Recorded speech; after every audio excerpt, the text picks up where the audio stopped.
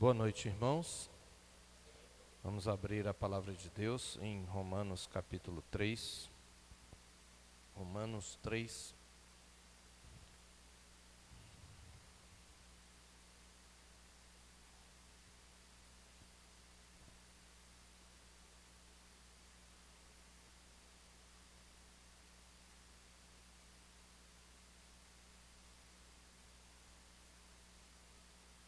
Hoje nós estudaremos a justiça de Deus revelada no Evangelho.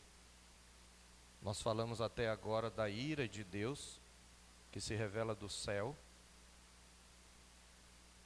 tanto contra os pagãos, como contra os moralistas e os religiosos. E agora nós vamos falar então da justiça de Deus, que é revelada no Evangelho. Nós já vimos, capítulo 1, 16, 17, especialmente verso 17, que é no Evangelho que se manifesta a justiça de Deus. E nós vamos entender o que Paulo quer falar quando ele fala de justiça de Deus, né? Então nós vamos ler Romanos 3, de 21 a 31, e vamos estudar então a justiça de Deus revelada no Evangelho. Assim diz a palavra do Senhor. Mas agora, sem lei, se manifestou a justiça de Deus testemunhada pela lei e pelos profetas. Justiça de Deus mediante a fé em Jesus Cristo para todos e sobre todos os que creem, porque não há distinção, pois todos pecaram e carecem da glória de Deus, sendo justificados gratuitamente por sua graça, mediante a redenção que há em Cristo Jesus, a quem Deus propôs no seu sangue como propiciação, mediante a fé, para manifestar a sua justiça, por ter Deus, na sua tolerância, deixado impunes os pecados anteriormente cometidos, tendo em vista a manifestação da sua justiça no tempo presente, para ele mesmo ser justo e o justificador daquele que tem fé em Jesus. Onde, pois, a jactância foi de todo excluída. Por que lei? Das obras? Não, pelo contrário, pela lei da fé. Concluímos, pois, que o homem é justificado pela fé, independentemente das obras da lei. É porventura Deus somente dos judeus? Não o é também dos gentios? Sim, também dos gentios, visto que Deus é um só, o qual justificará por fé o circunciso e, mediante a fé, o incircunciso. Anulamos, pois, a lei pela fé? Não, de maneira nenhuma. Antes, confirmamos a lei. Amém. Vamos orar, pedir ao Senhor a sua graça nesse momento. Oremos. Senhor nosso Deus, queremos louvar o teu nome pelo privilégio que temos de estudar a tua palavra com liberdade. Queremos te render graças por termos a tua palavra em nossas mãos, em nossa língua, em várias versões, e essa grande possibilidade que temos de estudá-la, de compreendê-la. Pedimos que o teu Espírito que a inspirou ilumine os olhos do nosso coração para contemplarmos a tua glória, ó Pai Celeste, na face de Cristo, que nos é apresentado no Evangelho. Que possamos também entender as implicações dessa mensagem maravilhosa do Senhor, dessa boa nova de grande alegria, de que o Senhor justifica o pecador por meio de Cristo Jesus e sua obra. Nós te pedimos isto e te agradecemos em nome de Jesus. Amém. Meus irmãos, nós na semana passada estivemos mostrando que todos estão debaixo da condenação. Nós vimos um retrato da depravação total da humanidade que nos é exposto na conclusão de Paulo, da sua primeira parte da sua apresentação do Evangelho, onde ele mostra que o mundo inteiro está debaixo da ira de Deus, que fora do Evangelho, só o que o homem deve esperar de Deus é a ira. Ele claramente tem uma série, ele apresentou uma série de argumentos, depois de responder aos argumentos dos judeus acerca às objeções que os judeus fizeram, ele terminou então mostrando que todos estão debaixo de condenação. Ele havia dito que todos, ele diz, já temos demonstrado na parte B do verso 9, que todos, tanto judeus como gregos, estão debaixo do pecado. O pecado atingiu a todos, judeus e gregos, judeus e não judeus.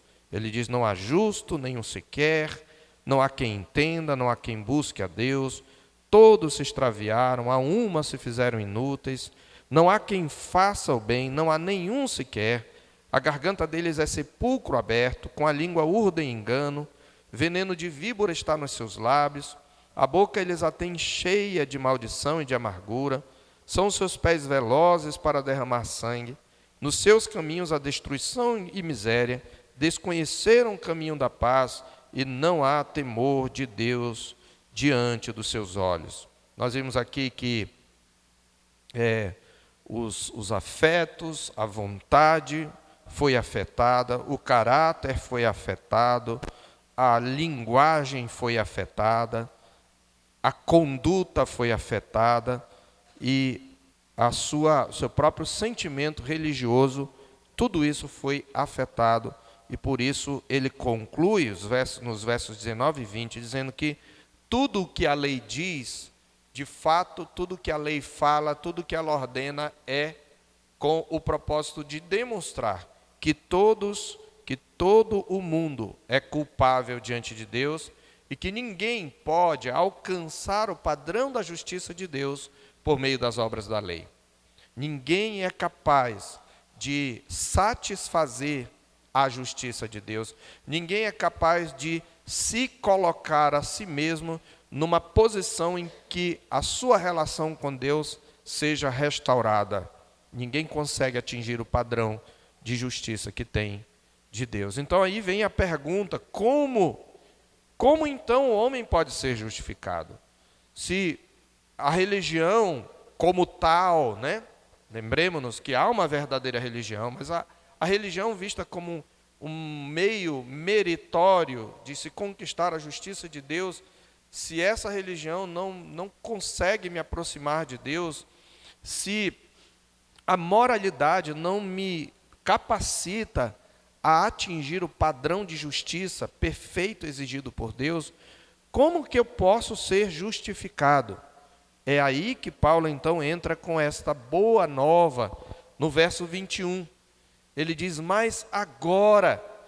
Irmãos, essa expressão, mas agora, disse-me certa vez, eu nunca esqueci, meu professor de exegese de Romanos, reverendo Francisco Leonardo, ele diz que aqui Paulo inicia esse parágrafo como aqueles antigos jornaleiros que iam pela rua vendendo jornais, e eles geralmente falavam assim em voz alta, aquilo que era a manchete, né? Extra, extra, e aí falava alguma das principais notícias que estavam na capa do jornal. Hoje não tem mais porque tudo é, né? Tudo é virtual, tudo é digitalizado, mas uma época, alguns anos, algumas décadas atrás, e eu tenho idade suficiente para ter pegado essa época, muitos jornaleiros, né?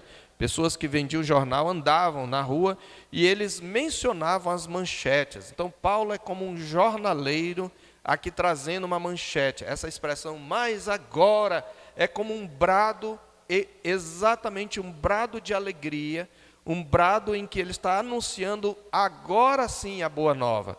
Essa expressão, ela vai ocorrer em outras passagens, em outros trechos de Romanos. Por exemplo, eu quero que você olhe no capítulo 8, né? Ele diz, de novo ele vai dizer, agora, pois, já nenhuma condenação há para os que estão em Cristo Jesus. É a mesma expressão, mas agora, aquilo que os homens não podiam fazer, Deus fez. Deus mesmo revelou a sua justiça aos homens. Deus mesmo trouxe até os homens a sua justiça. Aquilo que os homens não podiam alcançar, Deus lhes concedeu. Por isso ele diz, agora sem lei, se manifestou a justiça de Deus, testemunhada pela lei e pelos profetas. Antes de nós, então, entendermos justiça de Deus aqui, nós precisamos entender que justiça, nesse caso, significa, é um sinônimo de justificação. Porque a pergunta que Paulo acaba suscitando, quando ele coloca todos os homens debaixo da condenação, é: como que Deus pode justificar os pecadores? Como que Deus pode justificar qualquer pessoa? Como que ele pode declarar justos aqueles que não conseguem alcançar a sua justiça? Então, isto é justificação. Como ele pode justificar o pecador? Então, antes de nós prosseguirmos, a gente precisa estabelecer uma distinção. E muitos dos irmãos já viram, porque algumas coisas que a gente colocou aqui, eu diria a maioria das coisas, em um ou outro estudo, a gente já tratou disso, inclusive na classe de catecúmenos. Primeira coisa que eu gostaria de trazer é uma distinção importante aqui. Há uma diferença entre inocentado e justificado. Certo? Deus não nos inocenta. Deus não inocenta o pecador, ele justifica o pecador, é diferente. E essa diferença é importante porque as pessoas, elas esperam que Deus perdoe o pecador. Elas dizem: Deus é bom, Deus é misericordioso, Ele pode me perdoar. Mas a noção que o mundo tem de perdão é a noção de inocentar alguém que é culpado. De não atribuir, de não punir alguém que merece punição. O problema é que Deus é justo. Ele é santo. Ele não pode deixar de punir o mal. Fazer isso seria negar a si mesmo. Como ele então pode perdoar o pecador, mas continuar sendo justo? Porque não se espera de um juiz que ele deixe de punir o crime. Nenhum de nós esperaria de um juiz que ele não puna, não é? A gente espera que o juiz seja sempre rígido no cumprimento da lei, que ele cumpra estritamente a lei, punindo o culpado e inocentando o inocente. A questão é que Paulo acabou de dizer: não existem inocentes. Como ele então pode declarar justos aqueles que não são inocentes? Então, para nós entendermos isso, nós precisamos entender que Deus não nos inocenta, Ele nos justifica. E aqui, essa é uma distinção importante, porque existe uma heresia bem, de certa maneira, recente em nosso meio, particularmente no Brasil, que é uma heresia que tem se espalhado no meio reformado, tá? Existem heresias que se espalham com uma má compreensão no meio reformado. É uma heresia chamada Nova Perspectiva sobre Paulo. Nós não vamos falar sobre ela agora. Num determinado momento, nós vamos fazer uma espécie que a gente chama de excurso. Nós vamos abrir um longo parênteses, não hoje, para a gente explicar o que é a Nova Perspectiva sobre Paulo. Mas é uma doutrina, há um grupo hoje, dentro dos círculos chamados reformados, que ensina que Deus, que não há esse aspecto de substituição na morte de Cristo. Que Deus nos justifica tão somente por sua fidelidade à aliança. Então, é uma negação do aspecto, na prática, do aspecto substitutivo da morte de Jesus. Mas eu vou deixar a coisa nesse ponto. É importante que você entenda isso aqui, porque quando nós falarmos da Nova Perspectiva sobre Paulo, você vai entender e você já vai, na hora que a gente estiver expondo, você já vai confrontar isso com o que você está aprendendo aqui. Tá? Qual é a diferença, então? Inocente é aquele que é isento de culpa. Então, quando alguém declara, como é que o júri declara o réu? Inocente. Ele está dizendo, ele não cometeu o crime que lhe imputam, que lhe atribuem. Esse é o ponto. Se eu não cometi, é mais do que dever do juiz me inocentar. Certo? Então, Deus não nos inocenta. Justificado é diferente. É o culpado que cumpriu a pena. Ele cumpriu a justiça. Ele conseguiu reparar o dano. Isso pode acontecer, por exemplo, a culpa dele pode ser tal que ele possa reparar o dano com alguns atos beneficentes. com uma indenização. Algum tipo de reparação tem que haver. Houve reparação, ele está justificado. Ele cometeu realmente aquele delito, mas ele cumpriu a pena. Então isso é diferente. A Bíblia não diz que Deus nos inocenta. A Bíblia diz que Deus nos justifica. Isso aqui é importante, é uma doutrina importante. Na verdade, como disse Lutero, a justificação pela fé é a doutrina pela qual a igreja fica de pé ou cai. Essa foi a maior briga dos reformadores. E a nova perspectiva, os defensores da nova perspectiva de Paulo, sobre Paulo, eles dizem que Lutero estava errado, os reformadores estavam errados. Já começa por aí. Lutero não entendeu qual era a briga de Paulo. Eles dizem isso, mas eu só estou criando a curiosidade em vocês, porque um dia a gente vai dar um estudo sobre eles, né? Então, qual é o conceito de justificação? Justificação, na Escritura, é o ato de declarar justo. É uma decisão judicial favorável ao réu. Preste bem atenção. Justificação não é fazer alguém justo. Quando a palavra de Deus diz que Deus nos justificou, ela não está dizendo que Deus infundiu em nós um caráter justo. Não, pastor, não. Mas eu não tenho uma nova natureza? Tenho. E essa natureza não é justa, essa nova natureza? Sim. Então, é que essa nova natureza, essa natureza justa, ela é implantada na regeneração, não na justificação. A regeneração é aquele ato pelo qual Deus implanta a vida. Deus muda o meu coração, tira o coração de pedra e dá um coração de carne. Aí nasce em mim uma nova natureza. Mas justificação é um ato forense. Forense vem de fórum. É um ato judicial. Deus simplesmente me declara justo. A justiça de Deus não é infundida no pecador na justificação. Ela é imputada ao pecador.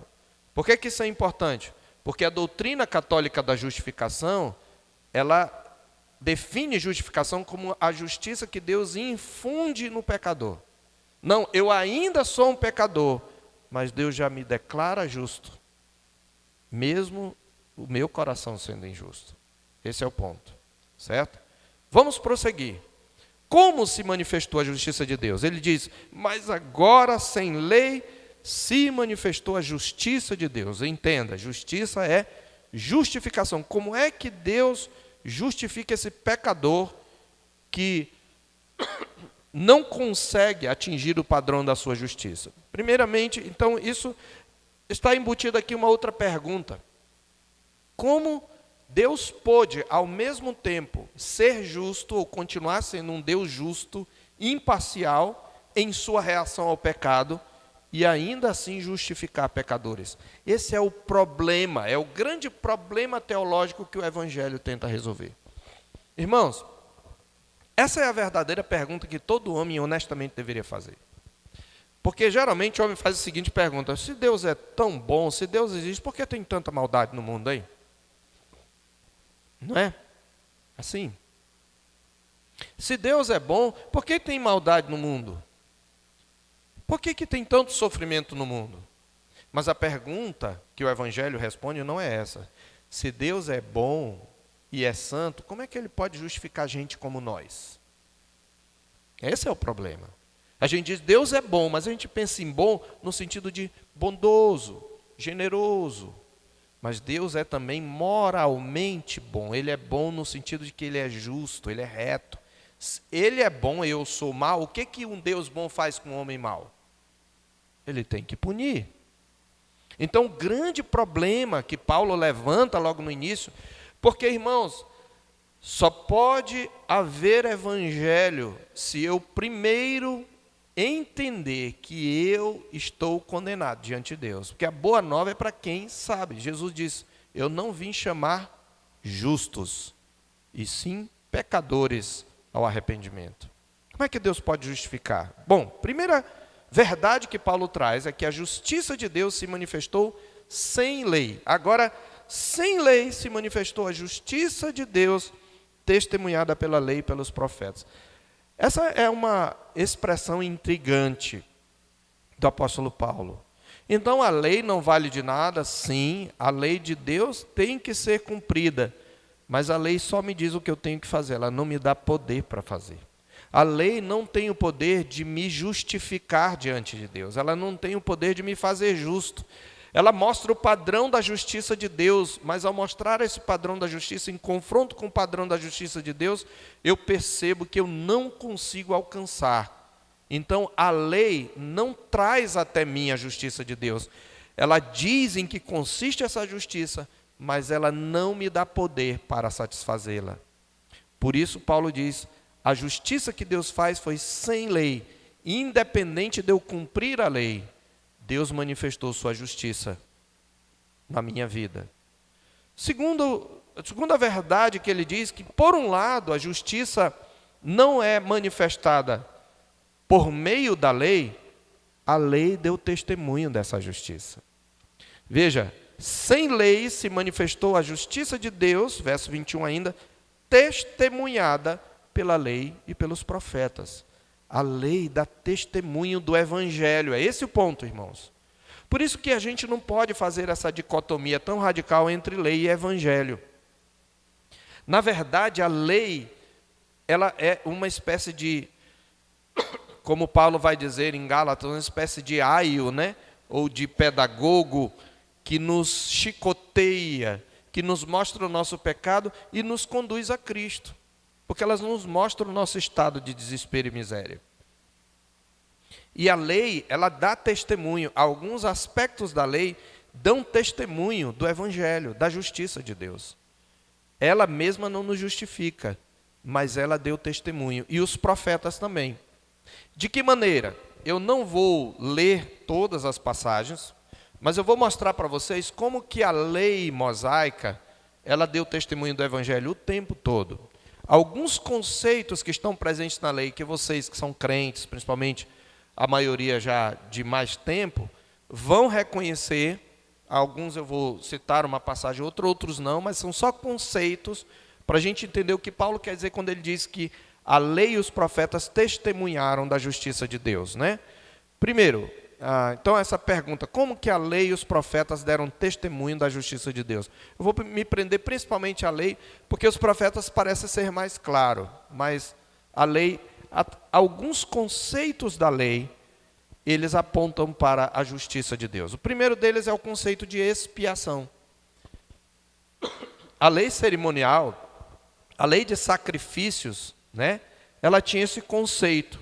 Você lê Levítico, você vai dizer, ó, o sacerdote fará assim, imolará o cordeiro, ou o novilho, ou a cabra, e fará expiação pelos pecados do povo de Israel. Esse termo vai aparecer.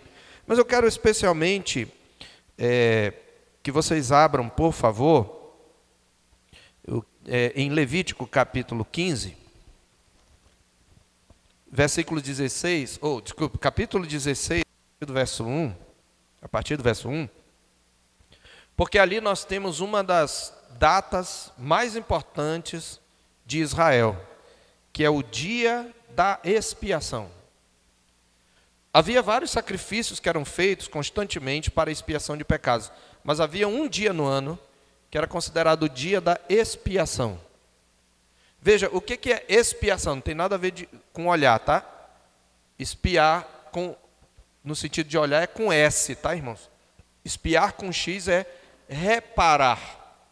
Expiação é um sinônimo de reparação. Quando alguém comete um pecado, esse alguém causa um dano. Esse alguém contrai uma dívida. Esse dano precisa ser reparado. E como é que o dano é reparado? Pela punição. Esse é o sistema de justiça dos próprios homens. Não é verdade? Você comete um dano, você tem que reparar. Você tem que pagar para reparar o dano. Você vai indenizar, devolver, ou vai ficar preso. Certo? Então, o conceito de expiação é o conceito de reparar o pecado. O pecado foi cometido, precisa ser punido. O dano foi criado, foi causado, precisa ser reparado. Então, havia um dia que a lei, aqui é a lei cerimonial, né? Estabelecia, Deus estabeleceu, falou o Senhor a Moisés, depois que morreram 2 filhos de Arão, tendo chegado aqueles diante do Senhor.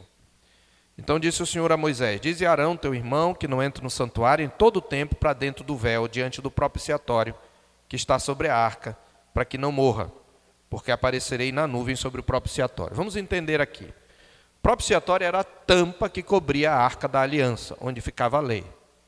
Essa arca, que era toda madeira de acácia recoberta de ouro, os sacerdotes não podiam nem tocar.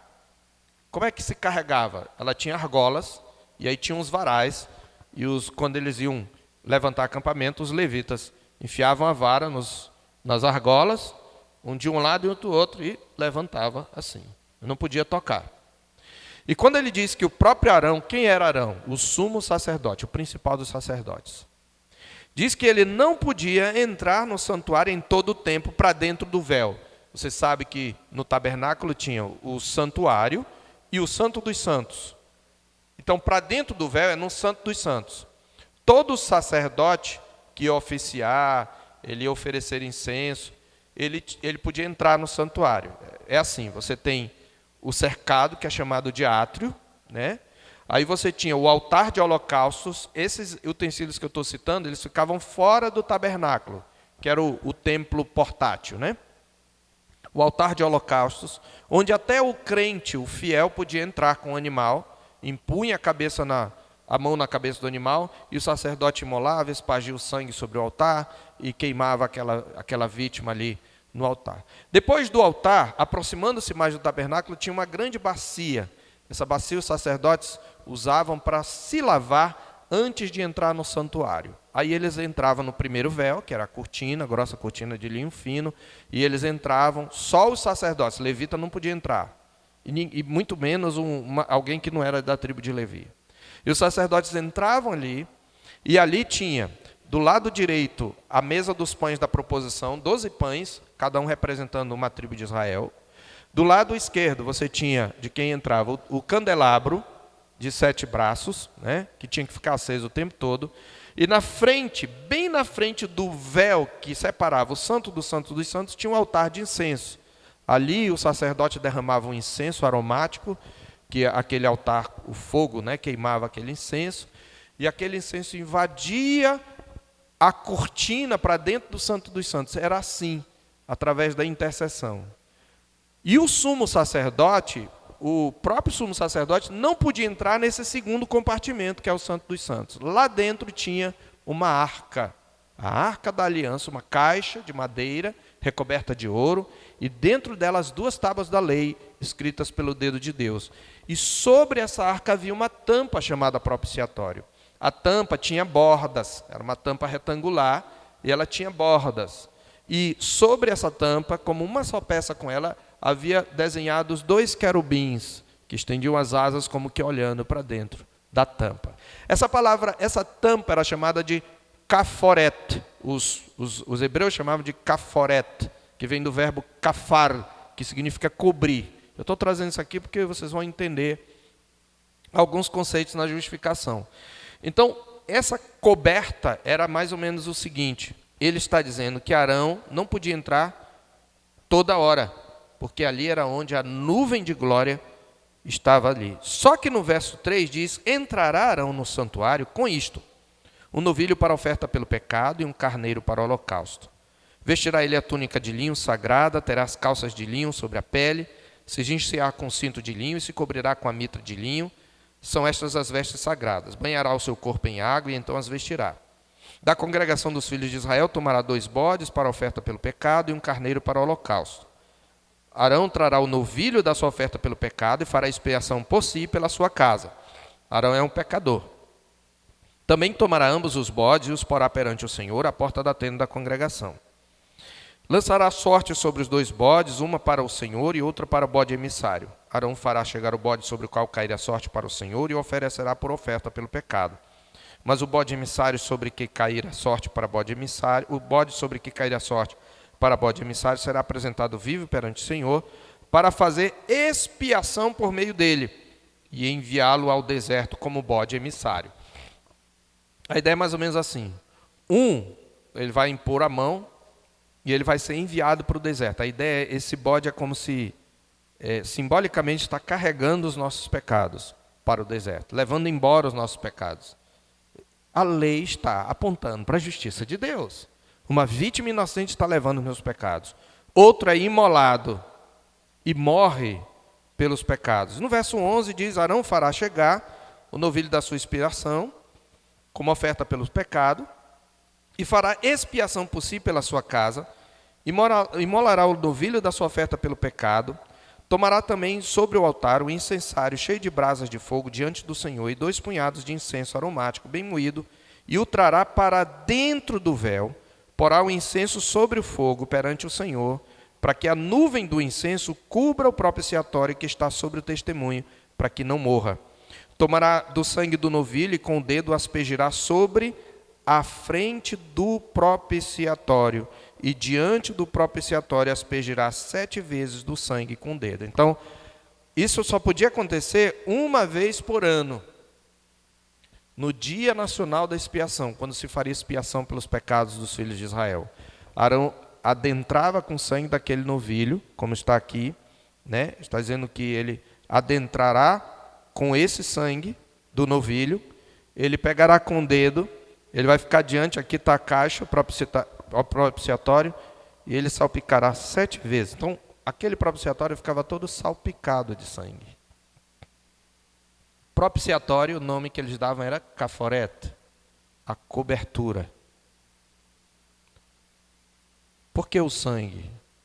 O sangue de uma vítima inocente, perfeita, sacrificada, imolada, está cobrindo os pecados. Por que os pecados? Porque dentro da arca estava a lei. E o que a lei faz? A lei denuncia o nosso pecado. A lei lá dentro foi quebrada pelo povo de Deus. Ela foi transgredida. E para que Deus não olhe para a lei transgredida e para o nosso pecado, Ele olha para o sangue. O sangue é o verdadeiro caforet. O sangue é a verdadeira cobertura. O sangue é o verdadeiro propiciatório, a tampa que cobre o pecado. Essa é a ideia. A lei está testemunhando a justiça de Deus. Então, outro conceito é de propiciação. Por que o tradutor chamou esse lugar de propiciatório? Porque uma vez o sangue aspergido, Deus, que era inimigo de quem nós éramos inimigos e que estava irado, indignado, agora se torna propício ao pecador. Propiciatório vem de tornar propício. Lembra daquele publicano orando, Deus, ser propício a mim, pecador. Propício quer dizer favorável, não há mais inimizade, Deus não está mais indignado, o seu rosto agora sorri para mim. Então, propiciação, por que eu coloquei aqui cobertura? Porque a palavra traduzida por propiciatório, a palavra hebraica é tampa, cobertura. E você lembra, a gente vai ver isso no próximo, talvez no próximo estudo, se o Senhor Deus permitir, mas é o que Davi fala, lembra? Bem-aventurado o homem cuja iniquidade é perdoada e cujo pecado é coberto. É a palavra kafar no hebraico. Davi está lembrando do propiciatório. Davi está lembrando da vítima que foi imolada, do sangue que tampa, que cobre o pecado. Então, meus irmãos, esse conceito de expiação é importante. O pecado precisa de reparação, demanda reparação. E a reparação, ela promove a propiciação. É interessante, expiação, o conceito de expiação está ligado mais ao pecado em si. Ele precisa ser reparado. O conceito de propiciação está ligado a Deus e ao juiz. Deus é propiciado, ele se torna propício. Então, expiação e propiciação são 2 temas teológicos que, como 2 lados de uma mesma moeda, né?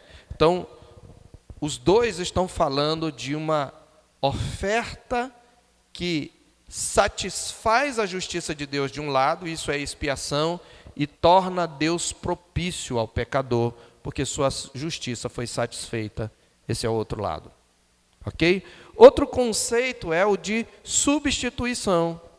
Observe que animais eram oferecidos no lugar do pecador. É interessante que seja o sacerdote, em alguns casos era o próprio ofertante, ele impunha a mão na cabeça do animal enquanto ele era imolado. Esse ato de impor a mão na cabeça era um ato cerimonial simbolizando a transferência dos pecados. Então, há um sentido de transferência, de substituição. Uma vítima perfeita, inocente, ela sofre o dano para reparar o pecado e ela substitui. E um quarto conceito ainda é o conceito de resgate e redenção.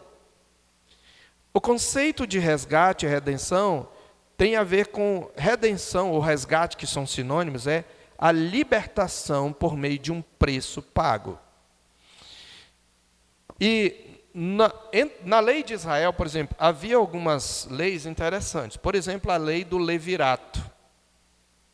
A lei do levirato era a seguinte: quando um homem morria sem filhos, o seu irmão deveria desposar a viúva, o cunhado dela deveria desposá-la, casar com ela, porque nenhum homem poderia morrer sem filhos em Israel. Isso era morrer totalmente, ele tinha que ter posteridade, havia uma promessa para a posteridade, para a semente.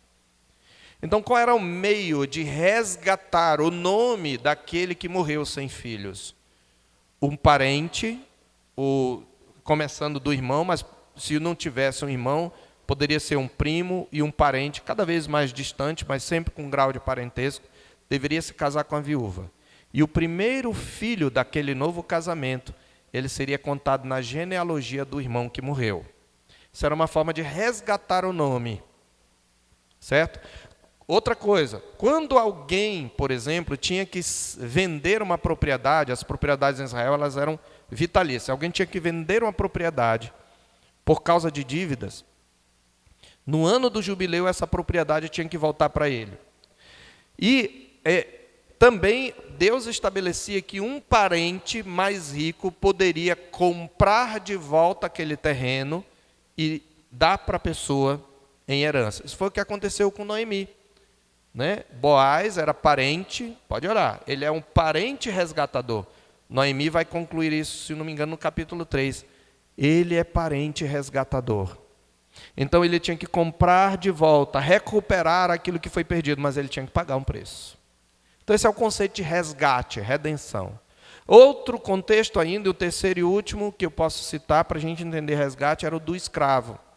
Às vezes um israelita ficava tão endividado que tinha que se vender como escravo e vende sua família como escravo. Deus ordenava que um irmão seu pudesse resgatá-lo, comprar a sua alforria, ou no ano do jubileu, Deus proclamava a libertação. E esse escravo deveria ser solto.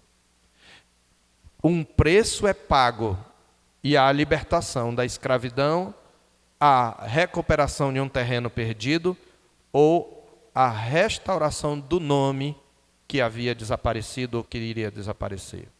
Então, a ideia de libertação, eu trouxe só uma palavra aqui que talvez resuma melhor, que é a libertação de uma condição em que você está. Mas essa libertação tem um preço para quem liberta, não para quem é libertado. Quem é libertado não tem condição, mas para quem liberta ela tem um preço. E outro conceito da lei é a figura do mediador, que está aqui na pessoa do sacerdote. O povo de Deus não podia entrar no santuário, muito menos no Santo dos Santos. Somente os sacerdotes. Os sacerdotes eram mediadores. Deus está dizendo, o pecador precisa de um mediador para adentrar a minha presença. E por fim, todo o sistema de sacrifício. Era necessário um sacrifício de uma vítima perfeita, pode orar, sempre assim, de um ano, sem defeito, sem defeito, sem defeito, sempre é sem defeito. Irmãos, todos esses conceitos, irmãos, hão de convir, apontam ou não para o Evangelho? É claro que apontam todos eles para Cristo. Então, é isso que Paulo quer dizer, voltando aqui, quando ele diz: mas agora sem lei se manifestou a justiça de Deus, testemunhada pela lei e pelos profetas. A lei não nos justifica, mas ela dá testemunho da justiça de Deus revelada no Evangelho. E do mesmo jeito os profetas, poderia falar de Isaías 53, né? Poderia falar de Jeremias 31, que fala da nova aliança, e vários outros profetas que vão falar acerca da justiça de Deus revelada no Evangelho. Então, a justiça de Deus se manifestou sem lei, sem a necessidade de obras da lei. Segundo lugar, a justiça de Deus foi atribuída ao pecador não pelas obras, mas mediante a fé em Jesus Cristo. Como é que a justiça de Deus é atribuída? Observe, verso 22. Justiça de Deus mediante a fé em Jesus Cristo para todos e sobre todos os que creem, porque não há distinção, pois todos pecaram e carecem da glória de Deus. Então, como é que a justiça de Deus é manifestada? Primeiro, é sem lei, embora a lei tenha testemunhado. Segundo, ela é atribuída a mim pela fé. Quando eu creio em Jesus, eu sou justificado. Observe que aí está grifado mediante a fé. A fé não é causa primária da justiça. A fé é causa instrumental. A causa da justiça é a graça de Deus em Cristo. Mas é por meio da fé em Jesus Cristo que eu recebo essa declaração de justo, ainda sendo um pecador. Em terceiro lugar, Paulo vai dizer que a justiça de Deus manifestou-se dessa maneira sem distinção de pessoas, porém de maneira definida e objetiva. Vamos entender isso daqui. Paulo diz: a justiça de Deus mediante a fé em Jesus Cristo para todos e sobre todos os que creem. Veja a palavra todos aí, duas vezes. Não há distinção, pois todos pecaram. O pobre e o rico é justificado pela fé em Jesus Cristo. O bom e o mal, o homem de bem, o moralista, o religioso, o pagão e o ateu podem ser justificados pela fé em Jesus Cristo. O homem e a mulher de direita, o homem e a mulher de esquerda hão de ser justificados se tiverem genuína fé em Jesus Cristo. O homossexual e o heterossexual serão justificados, se tiverem de ser justificados, pela mesma fé em Jesus Cristo. É sobre todos, não há distinção. Porém, ela é definida e objetiva. Por que ela é definida e objetiva? Não são todos, no sentido universal. O todos é qualificado, todos os que creem. Aqui nós temos, queridos, implícita a doutrina da expiação limitada. Você lembra dos 5 pontos do calvinismo? Depravação total, eleição incondicional, expiação limitada. Eu não gosto muito desse nome limitada, porque Jesus salva todos a quem quer salvar. Então ela não é limitada. Eu gosto da palavra objetiva, ou definida. Jesus não vai salvar nem justificar todos os homens. Ele não morreu para justificar todos os homens. Do ponto de vista da responsabilidade humana, é sobre os que creem. Do ponto de vista da soberania divina, é sobre os eleitos. É o mesmo grupo. Mas você percebe que essa expiação, ela é sem distinção, não há acepção de pessoas, porque pobre, rico, preto, branco, hétero, homo, todos são justificados por meio da fé. Mas nem todos vão ser justificados, porque nem todos creem. Então ela é definida e é objetiva. Verso 23 ele vai dizer isso: pois todos pecaram e carecem da glória de Deus. Verso 29, é porventura Deus somente dos judeus? Não é também dos gentios? Sim, também dos gentios, visto que Deus é um só, o qual justificará por fé o circunciso e mediante fé o incircunciso. Todos eles vão ser pelo mesmo meio. Não tem outro modo de eu ser justificado por Deus. Isso então significa que todos os que creem recebem os benefícios da justiça de Deus. O que é que eu preciso fazer para receber a justificação? crer. Pastor, mas e o arrependimento? Preste atenção. A conversão envolve dois movimentos, arrependimento e fé. Arrependimento é você voltar-se do pecado. Fé é você voltar-se para Cristo. O arrependimento é o lado negativo da fé e a fé é o lado positivo do arrependimento. Paulo tratou em 3 capítulos de provocar arrependimento. Então agora ele está falando de fé porque todo mundo está condenado. Então ele criou esse sentimento. E agora? Tá, eu concordo que eu estou condenado, mas o que fazer? Ele diz: Cristo é o meio. Mas vamos entender melhor. Ainda, Paulo destaca que essa justiça de Deus é atribuída ao pecador gratuitamente. Verso 24a. Gratuitamente. Isso é interessante porque, peraí, Paulo, como assim? Eu me esforcei tanto tentando cumprir as obras da lei e você está dizendo que é de graça? Que é gratuito? E Paulo enfatiza isso redundando, verso 24, sendo justificados gratuitamente por sua graça. Peraí, gratuitamente é por sua graça, né? Mas a redundância é proposital. O que é que eu preciso fazer para ser justificado, para ser declarado justo? O que eu preciso fazer de obra? Nada. Então, somente receber essa justificação pela fé. É isso que Paulo está dizendo. Ela é um presente imerecido de Deus. Mas espera, isso não resolve o problema. Como que Deus me dá de graça uma justificação se eu sou pecador e Ele tem que punir o pecado? Como é que Ele pode me declarar justo assim gratuitamente? Aí Paulo então vai explicar no verso 24b e verso 25 que a justiça de Deus foi satisfeita na morte de Cristo. Deus pode me justificar porque Cristo foi condenado em meu lugar. Observe que ele diz que nós somos gratuitamente justificados por sua graça, porém isto acontece mediante a redenção que há em Cristo. Observe o conceito de redenção, lembra? Resgate por meio de um preço pago. A redenção em Cristo Jesus, a quem Deus propôs no seu sangue como propiciação. Olha a palavra aí, olha o termo teológico, propiciação. Deus propôs o seu próprio Filho como oferta para torná-lo propício, para torná-lo favorável, para desviar a sua ira do pecador. Ou seja, Deus executou sua justiça punindo Jesus. Essa é a ideia.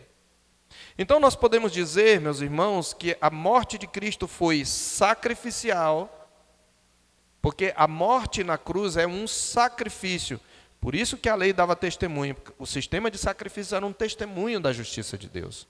Veja, quando alguém pecava contra a lei, levava um animal, oferecia no lugar do pecador, como expiação e propiciação.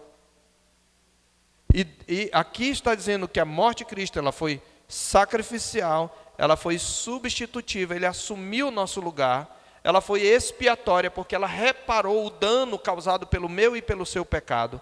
Ela foi propiciatória, porque ela tornou Deus favorável, e ela foi redentora, porque ela nos libertou do império das trevas. Mas Paulo, ele diz que essa redenção é uma redenção que há em Cristo Jesus, a quem Deus propôs no seu sangue. Deus propôs, sublinhe isso daí, quem propôs o meio de reconciliação foi Deus. Foi o ofendido e não o ofensor, que diz: eu tenho uma proposta para você, pecador. A minha proposta é: eu vou executar a minha ira no meu filho. Essa palavra propôs é interessante. O grego, nesse aspecto, é mais rico que que a língua portuguesa. Porque nós usamos o verbo pôr ou colocar. Propor aqui é pôr diante de, né? Propor é pôr algo diante de alguém. Você pode Quando você fala uma proposta, é uma combinação que você põe diante de alguém. Pois bem, a nossa palavra, a nossa língua portuguesa, ela só tem um verbo para pôr ou colocar. Eu digo assim, olha, eu vou colocar essa garrafa aqui. Tem duas formas de colocar essa garrafa aqui. Posso colocá-la assim, né? Eu estou colocando, né? E eu posso colocá-la assim. Colocar do mesmo jeito. A língua grega tem dois verbos distintos. Um é para colocar em pé e o outro é para colocar deitado. Os gregos, quando querem falar que alguém colocou em pé, eles usam o verbo histemi. Quando ele dizia histemi, disse ele colocou nessa posição. Mas quando eles queriam dizer colocar deitado, eles usavam o verbo titemi. Adivinha qual é o verbo usado aqui? Deus propôs. Sabe qual é a imagem? Para quem entendia o grego, Deus estendeu o seu filho morto diante de si, para que a sua ira fosse satisfeita. É como se Deus colocasse o seu filho, é o velório do Redentor, como disse um professor meu. É o velório do seu filho, para me justificar. E foi Deus quem propôs. No seu sangue, o sangue aqui é a vida derramada. Como propiciatório, a palavra grega aí não é propiciação, é propiciatório. Paulo está lembrando do caforet, da tampa, do sangue, para o qual a lei apontava. O sangue de Jesus cobre o meu pecado. Irmãos, Deus não nos consome quando nós vimos cultuar, porque Ele olha sempre e lembra do seu Filho morto. Lembra que a Bíblia diz que Deus, Jesus lá em Hebreus, que Ele entrou o santuário, o verdadeiro santuário com o seu próprio sangue. Então é de graça para nós, mas para Deus custou a morte do seu Filho. Desse modo eu posso dizer que a morte de Cristo foi o preço do nosso resgate, mediante a redenção que há em Cristo. É isso que significa redenção. A morte de Cristo foi o preço do nosso resgate. A morte de Cristo foi o sacrifício da nossa reconciliação. É isso que significa propiciação, ou melhor tradução, propiciatório. É assim que a justiça de Deus se manifesta. Deus enviou alguém para sofrer em meu lugar. Aqui nós estamos tratando apenas de um aspecto que é a obediência passiva de Jesus. A obediência passiva é aquele ato pelo qual ele se entrega para sofrer a ira em meu lugar. Existe também a obediência ativa, mas Paulo vai falar no capítulo 5. Jesus também cumpriu a lei perfeitamente, coisa que eu não poderia fazer. E isso também faz parte da sua obra expiatória. Certo? E Paulo vai dizer, no verso 25b e no verso 26, que a justiça de Deus manifestada em Cristo, ela não atinge apenas aqueles que viveram depois de Cristo, mas atinge os pecadores de todos os tempos. Ou seja, a morte de Cristo tem um efeito retroativo sobre os crentes da velha aliança. Quando os crentes da velha aliança impunham a mão sobre um animal, o autor de Hebreus vai dizer que aquele animal, aquilo não trazia expiação para eles. Aquilo era só uma representação. Eles não tiveram o perdão naquele momento. Aquilo era uma espécie de penhor. O perdão só veio quando Jesus morreu.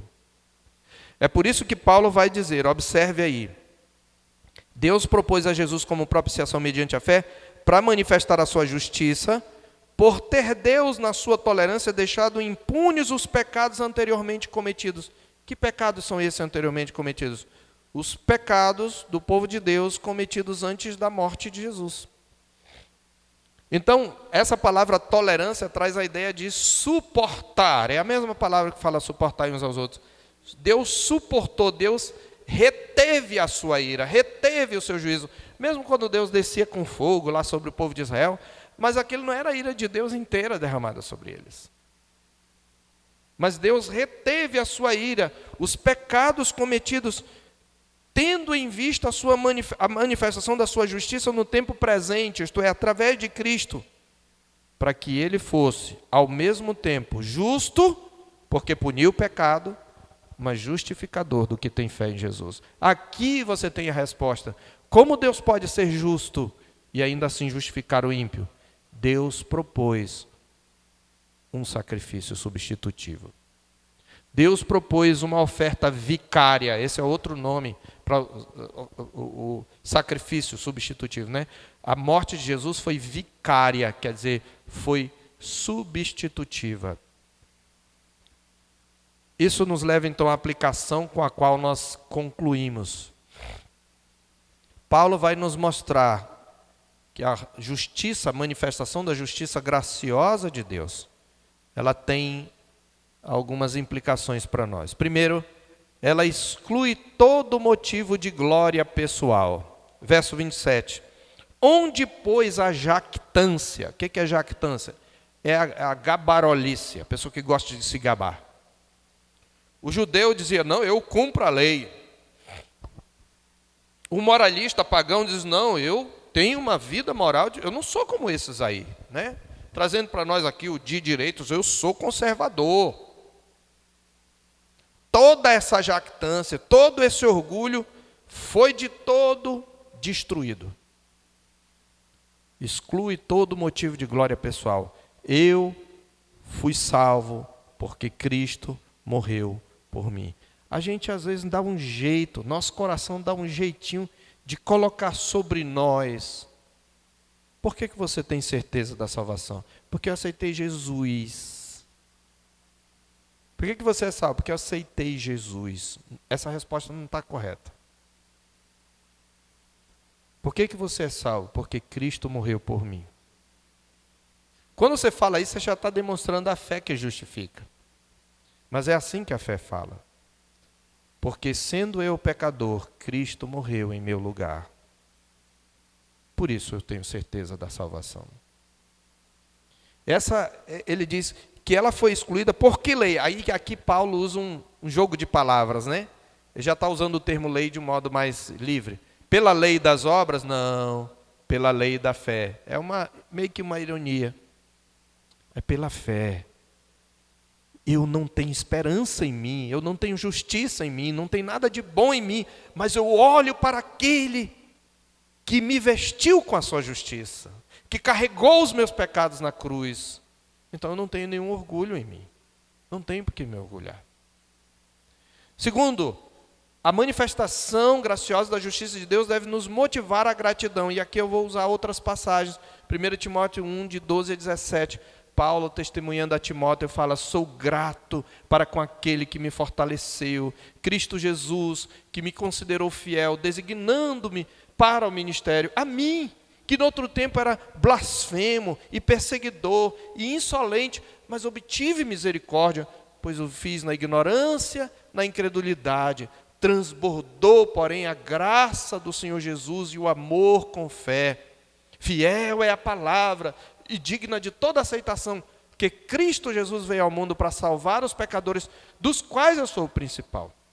Mas por esta mesma razão, me foi concedida misericórdia, para que em mim, o pior, o principal, evidenciasse Cristo Jesus a sua completa longanimidade, e servisse eu de modelo a quantos hão de crer nele, para a vida eterna, assim ao Rei eterno, imortal, invisível, Deus único, honra e glória pelos séculos dos séculos. Amém. Esse deve ser o sentimento do crente. Ah, eu sou crente, eu tenho muitos anos de crente. Não é nada. É o que Cristo fez por você.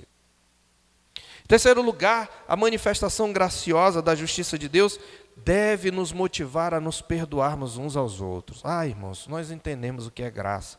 Nós temos que perdoar. Paulo vai chamar a atenção para essa implicação em Efésios. Abra lá, capítulo 4, 31, até o 5, verso 2. Ele vai dizer, longe de vós, crentes, longe de vós, toda a amargura, e cólera, e ira, e gritaria, e blasfêmias, e bem assim toda a malícia. Antes, sede uns para com os outros benignos e compassivos, perdoando-vos uns aos outros, como Deus, em Cristo, fora de Cristo não tem perdão, vos perdoou. E ele diz, sede, pois, imitadores de Deus, como filhos amados. Veja aqui como o Pai também aparece, né? Cristo é central nisso tudo, mas o Pai tem que aparecer. É o Pai que eu estou imitando. Sede, pois, imitadores de Deus como filhos amados, e andai em amor, como Cristo nos amou, e se entregou a si mesmo por nós, em oferta e sacrifício em aroma suave. Você tem mágoa contra alguém? Alguém lhe magoou? Tem algum irmão ou irmã que você não consegue olhar na cara, não consegue falar, não consegue dizer um oi? A palavra de Deus diz, você sabe o que é o Evangelho? Você entende o que Deus fez com você? Então perdoe. Perdoe o seu irmão. Perdoe a sua irmã. A Bíblia diz, perdoe. Ah, mas eu não vejo arrependimento nele, não. Sabe quem declara que não há arrependimento? É Cristo por meio da igreja. Se não seguiu até a última instância, é só uma questão pessoal entre você e ele, você não tem esse direito de julgar. Se você entende que não há, você tem que levar até a última instância. Mas sabe que muitas vezes a gente não vê arrependimento, é uma forma de racionalizar a mágoa que o nosso coração mau e corrupto insiste em manter. Perdoai-vos uns aos outros. Colossenses 3,13 vai dizer isso.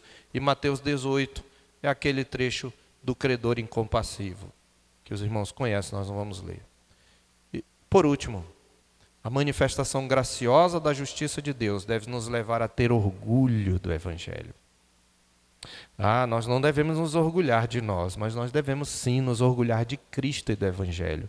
Foi o que Paulo falou, pois não me envergonho do Evangelho. Paulo faz uma afirmação de uma verdade, de um sentimento, pela negação do contrário. É a mesma coisa que dizer, eu me orgulho do Evangelho. Esse orgulho o crente deve ter, porque ele é o poder de Deus.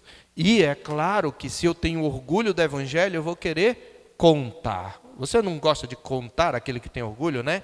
O filho fez alguma coisa, decorou um versículo, você grava e bota, né? Ou então se formou, meu filho se formou. Você quer que todo mundo saiba, né? O que você tem orgulho, você quer que todo mundo saiba. Por que a gente não prega o Evangelho? Você tem orgulho de Cristo? Se você tem orgulho de Cristo, você tem que falar dele. Você tem que pregar o Evangelho. Por isso Paulo diz, eu sou devedor, eu quero pregar aí. Veja, eu quero pregar o Evangelho a vocês em Roma, porque eu não me envergonho, eu tenho orgulho desse Evangelho. Então minha pergunta é, você fala do Evangelho para os seus colegas de trabalho? Para os seus colegas de escola? Para os seus vizinhos? Para os seus familiares? Mas eu tenho orgulho do Flamengo. Não vou nem falar do Vasco, porque não tenho orgulho, eu não tenho, né? Na atual conjuntura eu não tenho. Mas eu tenho do Palmeiras, então eu falo, você viu aquele jogo e a gente defende. Mas Jesus, eu tenho vergonha, eu não sei falar. Se você entende o que é isso aqui, querido, você tem que ter orgulho de falar. E se você for perseguido por causa disso, você tem que ter alegria por causa disso. Porque a justiça de Deus manifestada no Evangelho é uma justiça que nos deve levar a amar algo que nós não merecemos. Deve nos levar a amar a Cristo. Cristo é o Evangelho. Cristo é a justiça de Deus. É por meio dele que nós somos declarados justos. Porque a justiça dele nos revestiu.